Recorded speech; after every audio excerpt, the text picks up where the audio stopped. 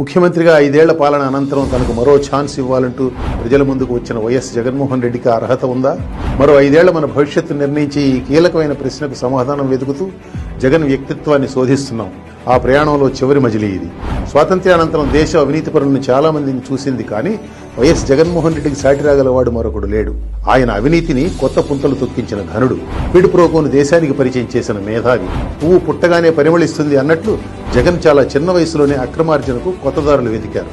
ఈయన డబ్బుల కలెక్షన్ అనేది ఎప్పుడో తండ్రి వైఎస్ఆర్ ఉమ్మడి ఆంధ్రప్రదేశ్ పీసీసీ అధ్యక్షుడిగా ఉన్న కాలం నుంచే మొదలైంది. అప్పట్లోనే జగన్ సిగ్మా ఆక్సిజన్, సాయి సూర్య వేర్ హౌసింగ్ వంటి కొన్ని షెల్ కంపెనీలలో దొంగదారిని 35 కోట్ల రూపాయలు పెట్టుబడి పెట్టి తాను ఆ కంపెనీల నుంచి అదే డబ్బు మళ్లీ అప్పు తీసుకున్నట్టుగా చూపించి 2003లో సండూర్ పవర్ అనే కర్ణాటక కంపెనీ కొన్నారు.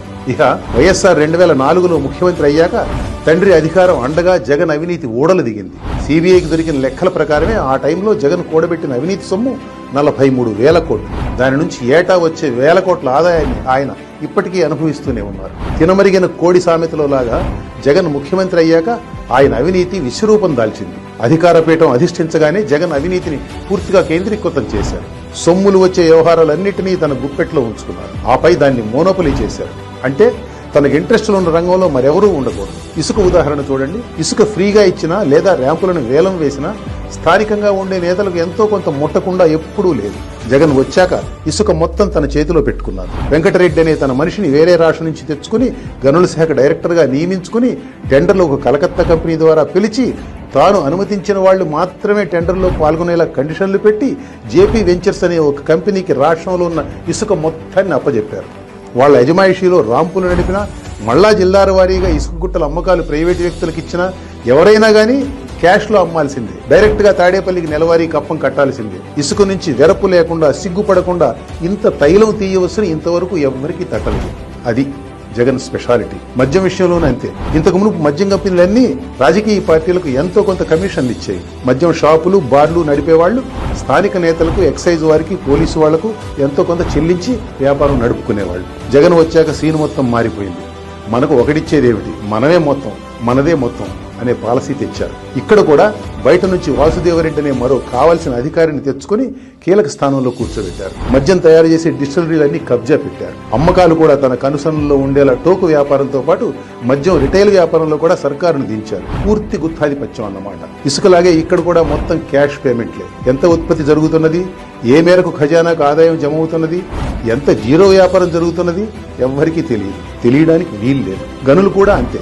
రాష్ట్రంలో ఉన్న గనులు ఏమైనా కానీ వాటిని ఎవరికి కేటాయించాలి, ఏ కేటాయింపు నుంచి నెలకు ఎంత రాబట్టాలి, టైముకి పేమెంట్ రాకపోతే ఏమి చెయ్యాలి అనే విషయాలన్నింటినీ కేంద్రీకృతం చేసేశారు. ఈ వ్యవహారాలను గనుల శాఖ డైరెక్టర్ వెంకటరెడ్డి, మంత్రి పెద్దిరెడ్డి రామచంద్రారెడ్డి అజమాయిషీ చేశారు. చెప్పిన మాట వినరు అనుకున్న అధికారులందరినీ ఏదో ఒక మిషన్ మీద సస్పెండ్ చేశారు. అంతే. మొత్తం గనుల శాఖ అంతా గొప్పచుప్ అయిపోయింది. తాను కబ్జా చెయ్యలేని, తన మాట వినని తస్మదీయుల గనుల మీద విజిలెన్స్ దాడులు చేయించి 100 కోట్ల అపరాధ రుసుముకు నోటీసులు ఇచ్చి వాళ్ల వ్యాపారాలను దెబ్బ కొట్టారు, కుంగదీశారు. ఈ ఇసుక, మద్యం, గనుల వ్యాపారాల గుత్తాధిపత్యం ఎక్కడా దెబ్బతినకుండా సెబ్ అనే ఒక ప్రత్యేక నిఘా విభాగాన్ని ఏర్పాటు చేసి పకడ్బందీగా కథ నడిపారు. అంతేనా? గత ప్రభుత్వ హయాంలో ఇచ్చిన కాంట్రాక్టులను, చేసుకున్న ఒప్పందాలను తిరగడోడారు. రివర్స్ టెండర్ పేరు మీద వాటిని తన మనుషులకు, తాను పెట్టిన షరతులకు లోబడిన వారికే అప్పగించారు. నవయుగాన్ని వెళ్లగొట్టి పోలవరం కాంట్రాక్టును మేఘా కృష్ణారెడ్డికి అప్పగించారు.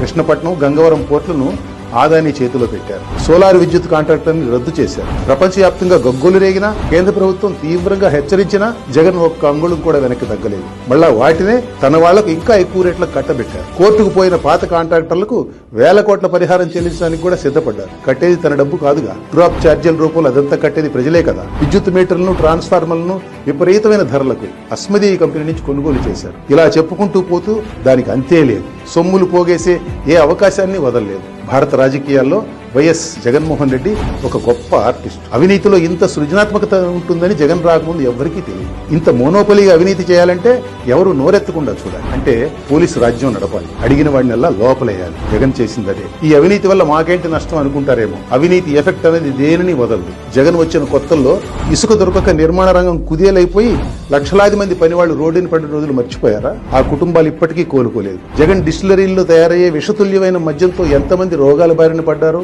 ఎంతమంది అసూలు బాశారో ప్రభుత్వం మారితే గానీ లెక్కలు రావు. కరెంటు ఛార్జీలు ఇన్నిసార్లు పెరిగింది జగన్ అవినీతి వల్లే. పోలవరం కాంట్రాక్టర్ను మార్చే పుణ్యకాలంలో ఏకంగా డయాఫ్రమ్ వాలే కొట్టుకుపోయింది. 1000 కోట్ల నష్టం, ప్రాజెక్టు నిర్మాణంలో ఎనలేని ఆలస్యం. అవినీతి ప్రభావం మాకు అంటదు అని అనుకోవడం భ్రమలో బతకడం. పాలకుల అవినీతి ప్రజలందరినీ, ముఖ్యంగా పేదలను, మధ్యతరగతి వారిని చుట్టుకుని పీడిస్తుంది. కాబట్టి భ్రమలు వీడండి. జగన్ వ్యక్తిత్వాన్ని ఇప్పటి వరకు వివిధ కోణాల్లో విశ్లేషించాం. ఆయనలోని సంక్షేమ ఆషాఢభూతిని, యూడల్ ప్రభువును చూశాం. అబద్దాల కోరును, కోతలు కోసే కొత్త దేవుణ్ణి దర్శించాం. అచ్చమైన ఫ్యాక్షనిస్ట్ ను వీక్షించాం. ఆఖరున అవినీతి అడ్రస్ దగ్గర తేలాం. ఇప్పుడు జగన్ తిరిగి మీ ఓటు పొందడానికి అర్హుడేనా కాదా అన్నది మీ విచక్షణకే వదిలిపెడుతున్నాం. ఒక జర్నలిస్టుగా నా బాధ్యతను నేను నిర్వర్తించాను. ఒక పౌరుడిగా సరైన నాయకుడిని ఎన్నుకోవడం మీ బాధ్యత. All the best.